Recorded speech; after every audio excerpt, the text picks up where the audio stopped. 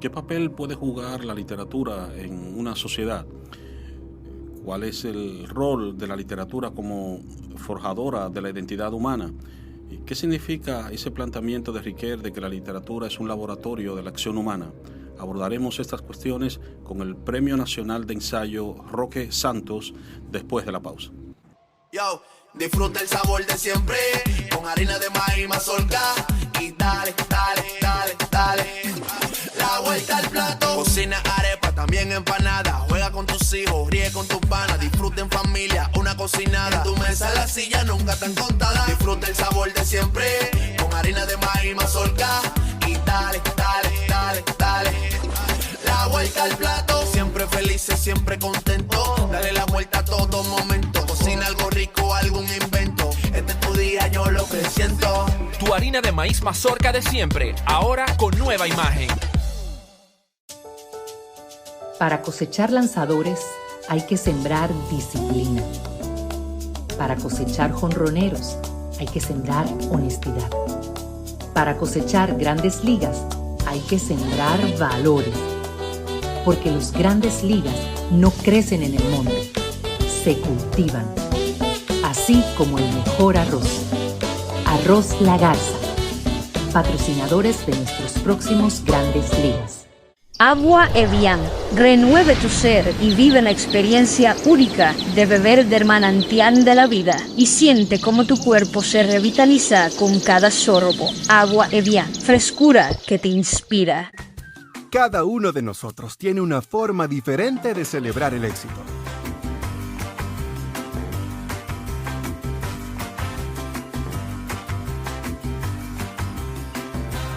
Aprendamos a celebrar los pequeños logros. Porque quien celebra la vida todos los días ya alcanzó el éxito que tanto estaba buscando. Don Pedro celebra todos los días. Aquí, allí, pa' nuestra gente, con tu subagente, popular presente, puesto pa' servir, puesto pa' la gente, con tu subagente, popular presente. Paga la tarjeta en el local de la vecina, recarga tu saldo en el colmado de allá arriba, el préstamo que tengo lo pago aquí en la esquina, ese dinerito en la tienda se retira, pa' retirar FT, pa' recargar tu cel, pa' que puedas recibir tu remesa también. Aquí, allí, subagente popular, puesto pa' nuestra gente, popular presente. Comparte, recuerda darnos tu like y activar la campanita para notificaciones. Bao Media Group presenta Conversaciones de la Caverna, conducido por Leonardo Díaz. Bienvenido, Roque, a Conversaciones de la Caverna. Ya desde nuestro último encuentro habíamos prometido esta otra conversación, ¿no? Donde hablaríamos del rol forjador de la literatura y otros aspectos que no pudimos tocar, ¿no? En nuestro primer encuentro, ¿no? Bienvenido. Bien, gracias, Leonardo. Esta vez viene el profesor de literatura o de lengua y literatura, como me gusta llamarlo. Yo encantado y compartir con los amigos y amigas que escuchan y ven el programa. Uh-huh. A tus órdenes, y siempre que pueda estaré contigo discutiendo sobre literatura y filosofía. Gracias. Siempre se ha planteado que la literatura tiene un rol formativo, ¿no? En una sociedad, ¿no? Vamos a hablar un poco de eso, ¿no? De tu perspectiva sobre esto que se le asigna, ¿no? A la literatura, más allá de, digamos, las satisfacciones estéticas que pueda proporcionar, ¿no? Sí, ahí habría que hacer muchas teorías literarias, pero vamos a simplificar en ese rol formativo, como tú le llamas, de la literatura. Centrémonos en literatura, no en nuestras clases de lengua y literatura, ni en este mundo simplemente académico. Podemos ver literatura como un deleite, ¿no? Como un entretenimiento, como un goce estético, ¿no? A través de la obra literaria, pero también hay un aspecto un poquito más serio dentro del juego literario, que es, usando unos términos un poquito filosóficos, que es la configuración de la persona humana a través del acto de lectura. Entonces, la literatura tiene ese papel de no solo entretener, porque busca ¿verdad? Que una intencionalidad de goce estético y de ahí se deriva una especie de rol de entretenimiento o de juego en el discurso literario, sino también que hay un tipo de intencionalidad más configurativa, de posibilitadora o clarificadora de la realidad o también de situaciones del sujeto que lee. En ese sentido, para comprender ese papel de la literatura, hay que saber muy bien y entender muy bien cuál es el proceso o qué sucede en un lector, en el acto de lectura, frente a un texto literario, que es la parte de lo que yo he trabajado en mi tesis doctoral sobre el discurso narrativo, en sentido general, y no enfocado en la literatura como fenómeno de comunicación cultural, sino simplemente en el discurso narrativo. Pero muchas de esas cosas que yo trabajé allí factiblemente pueden ser traspoladas al discurso, a la literatura en sentido general como un discurso de comunicación, bien, como un acto comunicativo, porque la literatura no se reduce únicamente a producir textos, sino que es un acto de comunicación social. Y en ese sentido encontramos literatura en todas las épocas y prácticamente en todas las culturas. Ahí tendríamos que distinguir y enfatizar que literatura no significa simplemente textos o obra escrita. Escrita, sí. Yo recuerdo ese es un debate permanente. Inclusive, ¿recuerdas cuando le dieron el premio Nobel de Literatura a Bob Dylan? Se volvió a replantear la cuestión de si se le podía dar el premio Nobel a un cantautor, ¿no? Porque si lo que estaba haciendo era exactamente, digamos, literatura, ¿no? Ese debate siempre ha estado ahí, ¿no? Latente. Sí, pero fíjate que una canción es un poema. Entonces, en ese sentido... sobre todo si lo escribe Bob Dylan, ¿verdad? Sí, exactamente. Y un tipo de poema es la canción. La canción es un tipo de poema. Entonces, en ese sentido, está bien justificado el premio. Ahora bien, cuando hablamos de literatura, estamos hablando de un fenómeno que se puede dar de manera oral o de manera escrita. Entonces, como un acto comunicativo, social, cultural, dentro de un contexto, tiene algunas dimensiones que posibilitan no solo redescubrir la realidad o hablar de cosas nuevas sobre la realidad que se está viviendo, sino también que posibilita crear nuevas realidades, que eso es lo que se llama la teoría de los mundos posibles. Bien, entonces, en ese sentido, como posibilitadora y clarificadora de nuevas realidades, la literatura tiene una intencionalidad digamos, de configurar la persona, configurar la interpretación que tiene la persona de la vida, de ciertos temas, de dar respuesta a ciertas preguntas fundamentales. Entonces, no se enmarca la literatura o el acto comunicativo, que llamamos literatura en sentido general, a una intencionalidad solo estética, sino también formativa del lector. Como tampoco la literatura tiene el fin, digamos, de reproducir la realidad, ni siquiera cuando está tratando de hechos históricos, ¿no? Lo que se llama la famosa novela histórica, ¿no? Y que muchas veces genera, digamos, esos debates, especialmente desde la mirada de los historiadores, que están como buscando un poco ahí como si fuese el registro de lo que aconteció. O la verdad histórica. Exactamente, y en modo alguno el literato tiene esa finalidad, el escritor nunca tiene esa finalidad, nunca, ¿no? Sino que más bien lo que siempre toda novela es una constructora de sentido, ¿no? Una constructora de significado. Y de no solo de sentido, sino de interpretación de una realidad. Entonces eso nos dice que no hay una interpretación única sobre lo real, ni sobre la persona. Fíjate que podemos enfocarnos en lo que llamamos el acto lector o en la lectura, porque cuando uno busca la relación entre la literatura y la vida, siempre está enfocado en el acto de lectura, ¿no? Como un texto o como un lector se configura a sí mismo, reinterpreta su realidad, reinterpreta la vida a partir de lo que se llama la cosa del texto o el mundo del texto que está enfocado. Entonces, si hablamos de una relación vida y literatura, hay que hablar también de desde dónde. Si yo lo veo desde la lectura, y lo que yo intento aportar en mi tesis doctoral es que podemos ver esta relación entre la vida y la literatura, entre el lenguaje y la vida, a través también del acto de escritura. Porque regularmente cuando uno ve estas teorías que van relacionando la intencionalidad estética o la intencionalidad configurativa o pedagógica de la literatura, regularmente están centrados en el acto de lectura, todas esas teorías. Pero hablan muy poco de cómo la escritura permite también no solo la configuración del yo del escritor, sino también de posibilidad del pensamiento de reconfigurar, redescribir, reinterpretar un problema, una realidad, a medida que se va escribiendo.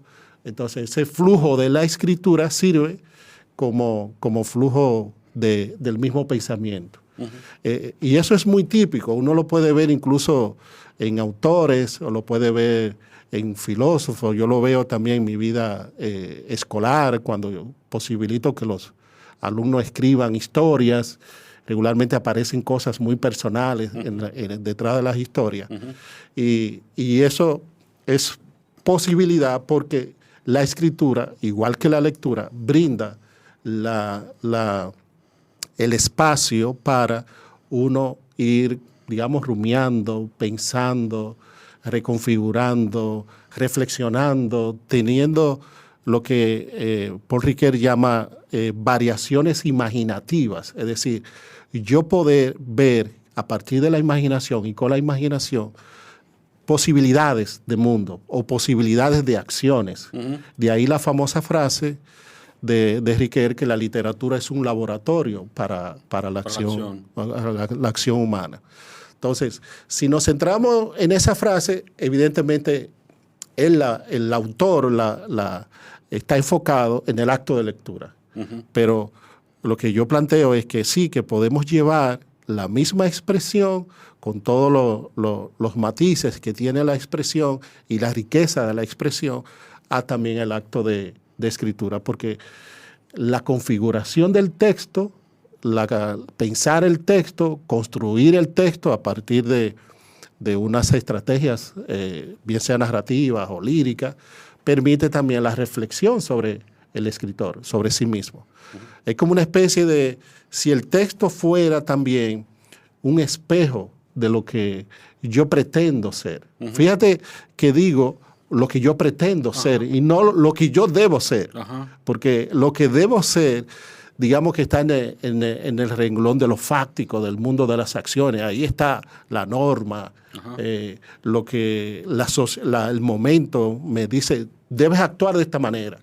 Pero en la imaginación yo puedo abrir posibilidades de actuaciones. Por eso que Ricoeur acuña ese término muy interesante de variaciones imaginativas, tanto de la realidad, de ahí la teoría de los mundos posibles, y también del yo, de la configuración de uno mismo, que es un proceso bastante interesante y que yo veo, por lo que puedo leer y ver en los profesores que acompaño en ese proceso didáctico de la literatura, rara vez tienen conciencia de las posibilidades que abre este tema de las variaciones imaginativas en la configuración de las identidades de los alumnos, como lectores y como escritores. Hay un elemento ahí que tú has tocado, ¿no? Y que resulta muy interesante de la teoría de Ricoeur, que tiene que ver con la construcción de identidades, más que de una identidad. La tradición filosófica occidental, usualmente la noción de identidad está asociada a un yo fuerte, ¿no? A un sustrato, un sustrato que de una manera u otra, digamos, permanece a través del tiempo.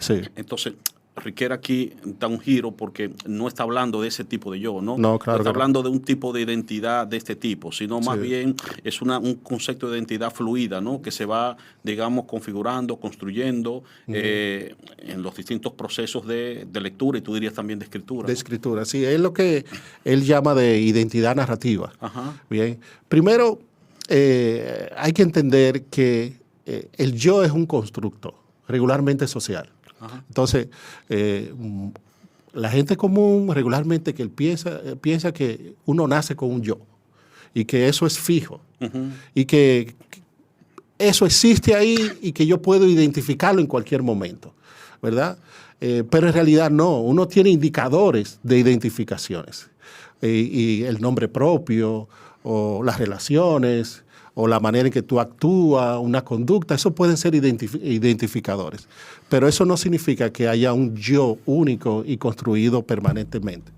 Por eso Riquet, en sus teorías sobre la identidad narrativa, él va a trabajar primero parte de la idea de que no existe un yo fijo, sino que son configuraciones que uno va construyendo y moviendo según las diversas circunstancias. Entonces, evidentemente, hay indicadores que muestran cierta permanencia. Por ejemplo, el nombre propio. Es una permanencia. Yo siempre me voy a llamar fulano de tal. Bien, y los demás me van a reconocer en la medida en que me llamen fulano de tal. Y luego, a nivel nacional o colectivo o a nivel individual, siempre hay rasgos o conductas que los demás ven en uno y lo ven como algo permanente. Por eso es una construcción de permanencia. Entonces, digamos que la identidad tiene esa ala de permanencia. Es lo mismo que permanece en el tiempo. Pero, dadas las circunstancias, dada el devenir de la realidad, uno se va configurando, reconfigurando, reinterpretando. Entonces, también hay en la identidad un ala que es reflexiva. Y esa ala reflexiva es la cambiante, la que se mueve, la que permite que a través del texto y de la lectura o de la escritura de textos, de determinados tipos de textos inclusive, uno pueda ir reflexionando sobre cómo uno se ve a sí mismo. Eso supone un principio que viene del romanticismo, de la hermenéutica romántica, de que la conciencia solo se posibilita a través de mediaciones. Por ejemplo, un texto sería una mediación para yo tomar conciencia de mi subjetividad. Entonces, en la medida en que yo dialogue con el texto a través del acto de lectura, y yo digo también del acto de escritura, que es una especie de diálogo también, entonces yo voy construyendo una conciencia de mí mismo, una subjetividad, una reflexividad. Es lo que Riquet llama la configuración de sí mismo, o de ese sí reflexivo, que es un término muy técnico. Podíamos decir que cuando un lector, para centrarnos en el tema literatura y vida, cuando un lector lee una novela, tiene de cara así un texto que le dice algo. Entonces, eso que le está diciendo el texto, ese lector es el responsable de llevarlo a la vida. Bien, pero cuando él lleva a la vida, él ya no es el mismo.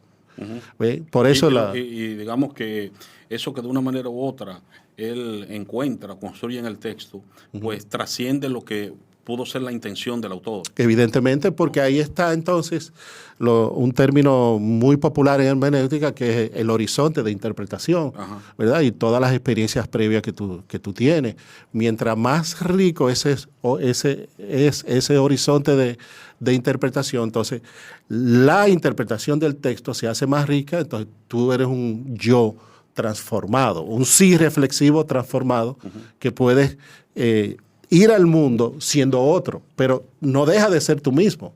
¿Bien? Por eso hay un texto de Riquet, que es uno de los textos más difíciles y más trabajados, que se titula Sí mismo como otro. Es decir, yo me reencuentro a mí mismo solo en la mediación de otro, de la alteridad. Sin alteridad no puede haber identidad, de ningún modo. Entonces, la alteridad, los otros, en este caso el texto, la obra literaria que yo leo, me sirve a mí como un referente para yo configurar mi propia identidad, para yo analizar mi realidad, para yo configurar un sí reflexivo y que luego yo voy a la vida a actuar. Bien. Y de ahí entonces que la lectura juegue ese papel, digamos, de enriquecedor de lo que es, de lo que somos, ¿no? De lo que somos. Y el gran, digamos, la gran pérdida, el gran déficit, la gran carencia que constituye el que no, digamos, leamos, el que no tengamos acceso a los textos, sí, ¿no? Literarios, ¿no? En parte es lo que quiere señalar Humberto Eco con la expresión de que él dijo en un momento, el que no lee, peor para él. Es muy sencillo. Si usted no lee, no adquiere una serie de instrumentos, de herramientas culturales, ¿bien? Para usted entender el mundo y usted entenderse a sí mismo y entender a los demás.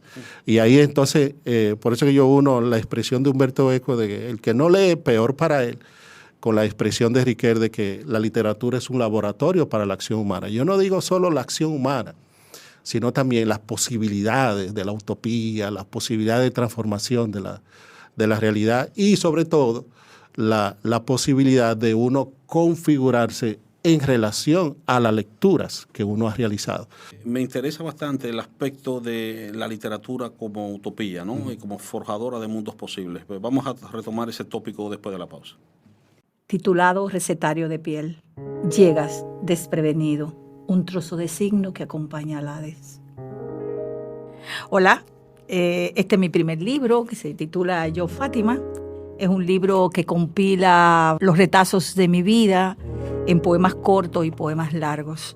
Es un libro que es la primera edición de un editorial que se llama Búcara y fue una edición de Amable Mejía y un dibujo excelente de Wilkin Rodríguez que lo realizó a partir de una foto mía. Un inicio, ¿verdad?, de una apuesta a la literatura de mujeres en la República Dominicana y a salir de mi mundo de académico, racionalista, de antropóloga, para irrumpir en un verano, como dijo Emily Dickinson, solo para mí.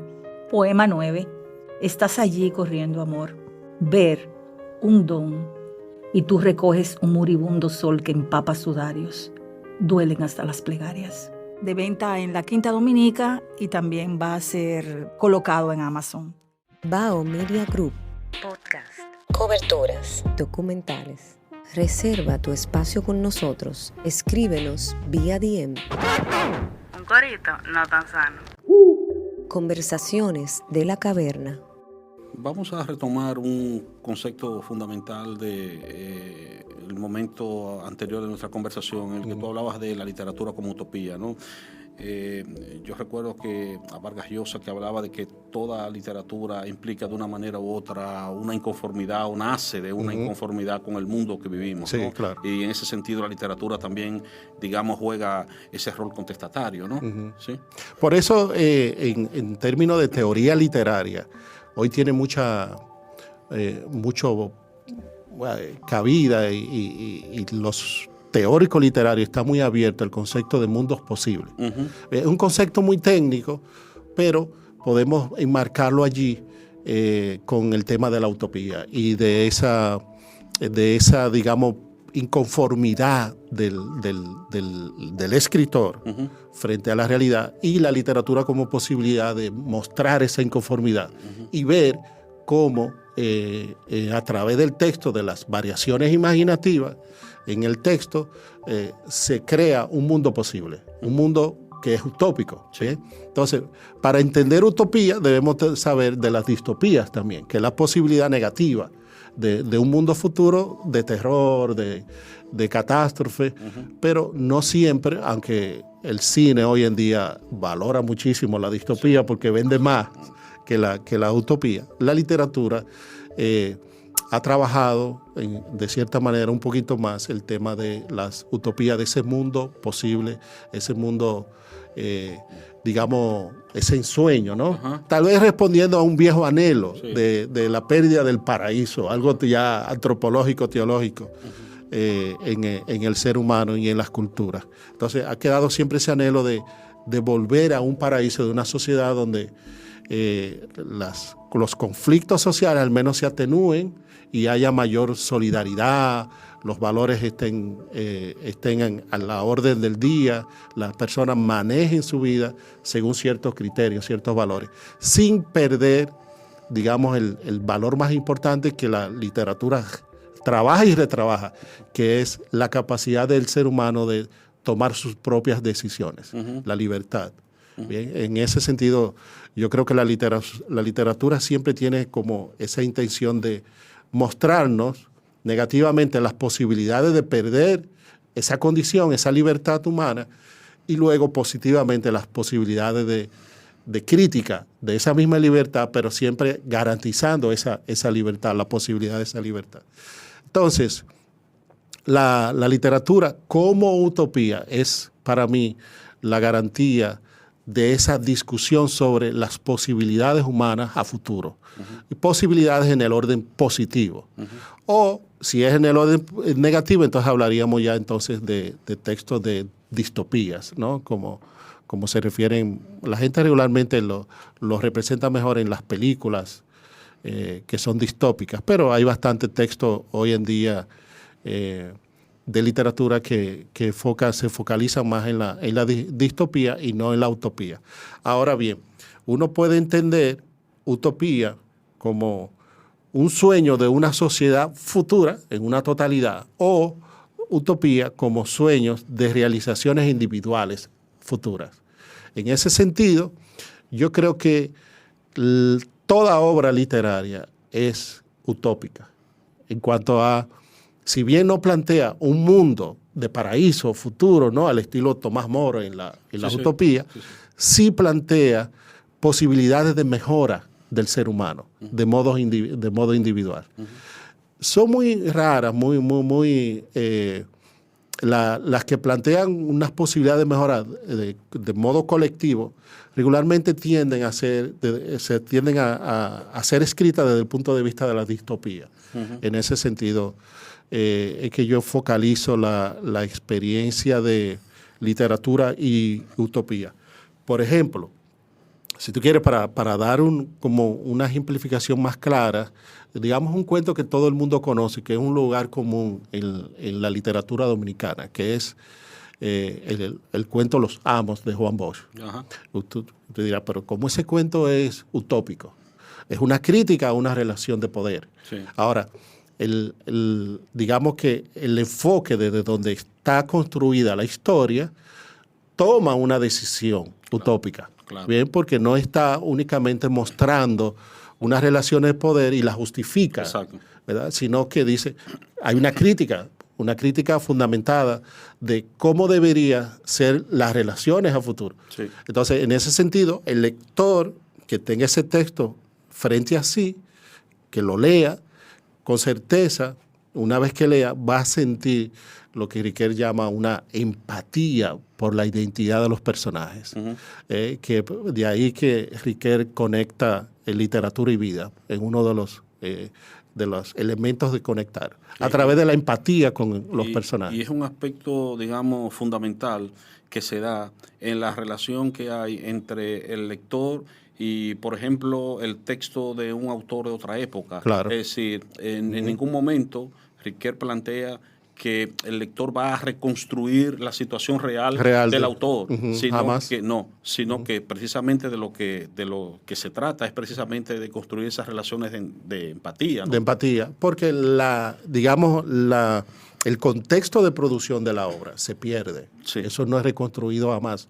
Y eso se pierde con el autor. Incluso la época. Desde el estructuralismo francés se habla de la muerte del autor. A los franceses les gusta mucho ese tema, la muerte del autor. Y cuando un lector actual se ve con la obra, el autor ya no existe para él. Y no le importa. Él puede centrarse únicamente en la obra. Incluso puede no recordarla, quién es el autor de la obra, y estar transformado por el texto, por la cosa del texto. Sí. Entonces, de ahí que se hable de la muerte del autor. Evidentemente, para una mejor comprensión, mayor comprensión total de la obra, conviene conocer un poquito el contexto de producción, quién es el autor, digamos, a veces a mí no me gusta tanto las experiencias personales. Sí, el enfoque filosófico que procede de todo texto, porque por ejemplo,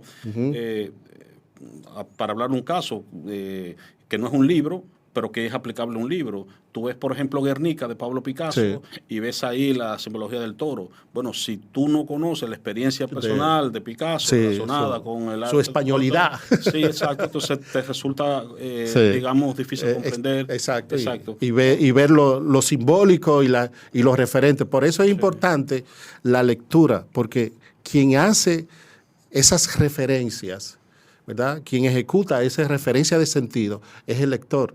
Y mientras más amueblada tenga su cabeza, mucho mejor. Sí, tú encuentras, por ejemplo, una obra tan compleja como Ulises de Joyce, por ejemplo, ¿no? Bueno. Y entonces, bueno, los personajes que están ahí están íntimamente vinculados con las experiencias personales de Joyce, pero también si tú no tienes las referencias de la Odisea y de la Biblia, pues toda la cultura occidental, no vas a entender las alusiones que el mismo autor hace en el texto, igual que 100 años de soledad, etcétera, etcétera. Entonces, por eso es importante que en esta relación literatura y vida, la lectura sea un núcleo importante, sea extremadamente importante. ¿Por qué? Porque no hay posibilidad de uno configurarse a sí mismo, de uno conocerse a sí mismo, si no se hace en mediación a otras cosas, a la alteridad. Y los textos funcionan como alteridad. Bien, entonces, una persona que dice que no lee, es un peligro público, es un peligro, y un peligro para las relaciones, porque no sabe imaginar situaciones futuras. Entonces, primero, no tiene conciencia ética, y mucho menos va a tener una conciencia estética o una sensibilidad estética que lo llevaría a una conciencia ética. Así que cuando yo veo, y se lo digo a mis alumnos, cuando ustedes me dicen que leer es aburrido, es porque ustedes son burros ya. Entonces, no tienen posibilidad ni un horizonte de interpretación de nuevas obras, de nuevos textos que expandan su cultura, que expandan su acervo cultural y expandan sus posibilidades imaginativas, que involucra posibilidades imaginativas o variaciones imaginativas con la realidad, pero también con ustedes mismos, que ustedes se vean en los pies del otro, de un personaje. Por eso a mí me gusta aquellos alumnos que te dicen, mira, estoy muy molesto con esta obra. No me gusta para nada. Y ahí comenzó algo bueno. Cuando dicen, no me gustó para nada tal personaje porque hizo tal cosa, es una genialidad. Porque eso es lo que busca. Está sumergido, y no solo sumergido, está tomando postura frente al texto y frente a un personaje en realidad. Entonces, eso es digamos, la magia, y esa es la importancia de la literatura, que no debe ser enfocado solo al mundo del hábito escolar, de la escuela. Sí dimensionado y potencializado por la escuela, ¿no? Pero debe ser una tarea individual y de formación individual. Bien, gracias Roque por haberme acompañado en estas conversaciones de la caverna, y a ustedes también. Hasta nuestro próximo encuentro. Gracias. Conversaciones de la caverna, conducido por Leonardo Díaz. Conversaciones de la Caverna es el nombre de un nuevo podcast que producimos para Bao Media Group. Se trata de un podcast dedicado a temas de filosofía y de temas humanísticos. Responde a una iniciativa de propagar ideas, diálogos, cuestionamientos en nuestro día a día. Hemos querido retomar el símbolo platónico del diálogo crítico en medio de un estado generalizado de confusión. En esta era de sofistas digitales, de la posverdad y de los bulos informativos, queremos propiciar conversaciones razonables en los ruidosos espacios de la comunicación desquiciada. Conversamos con el filósofo Erickson Minaya sobre el concepto de sociedad decente en la obra del pensador Avishai Margalit y su diferencia con la idea de sociedad civilizada. A partir de dicha distinción, conversamos sobre sus implicaciones para las sociedades actuales. Para abordar la filosofía de Friedrich Nietzsche, conversamos sobre el significado de los conceptos de superhombre, voluntad de poder, eterno retorno y nihilismo. También dialogamos sobre el legado del autor de Así habló Zaratustra para el pensamiento contemporáneo. Conversamos con la teatrista y filósofa Ingrid Luciano sobre el rol del teatro en la construcción de una sociedad democrática. Abordamos el tópico de la función educativa del teatro y su vinculación con el pensamiento crítico. Conversamos con el maestro de generaciones, el doctor Enerio Rodríguez Arias, sobre la relación entre mundo y lenguaje a partir de la obra de Ludwig Wittgenstein. Abordamos al denominado primer Wittgenstein, su teoría sobre los límites del lenguaje, su concepción de la relación entre lenguaje y realidad y las repercusiones de su perspectiva para el modo de entender la filosofía.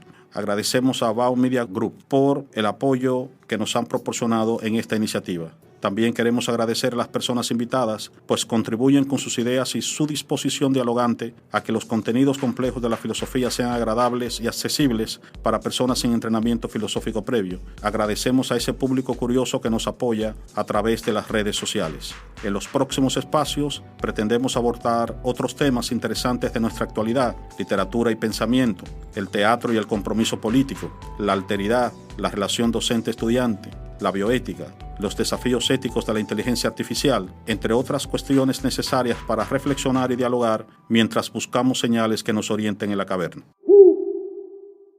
Bao Radio. Yo, disfruta el sabor de siempre con harina de maíz mazorca y dale, dale, dale, dale.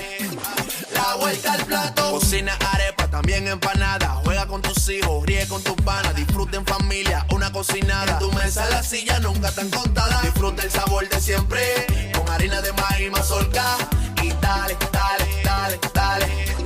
La vuelta al plato. Siempre felices, siempre contento. Dale la vuelta a todo momento. Cocina algo rico, algún invento. Este es tu día, yo lo que siento. Tu harina de maíz mazorca de siempre, ahora con nueva imagen. Para cosechar lanzadores hay que sembrar disciplina.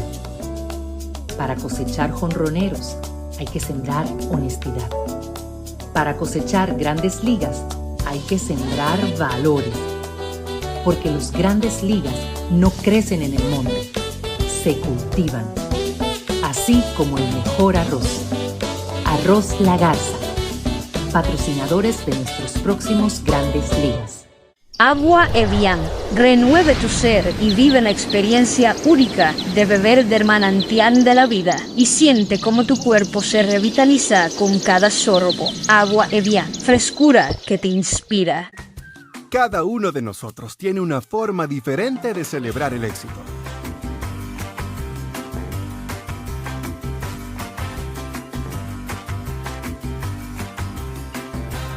Aprendamos a celebrar los pequeños logros. Porque quien celebra la vida todos los días ya alcanzó el éxito que tanto estaba buscando. Don Pedro celebra todos los días. Aquí, allí, pa' nuestra gente, con tu subagente, popular presente, puesto pa' servir, puesto pa' la gente, con tu subagente, popular presente. Paga la tarjeta en el local de la vecina, recarga tu saldo en el colmado de allá arriba, el préstamo que tengo lo pago aquí en la esquina, ese dinerito en la tienda se retira, pa' retirar FT, pa' recargar tu cel, pa' que puedas recibir tu remesa también. Aquí, allí, Subagente popular, puesto pa' nuestra gente. popular presente.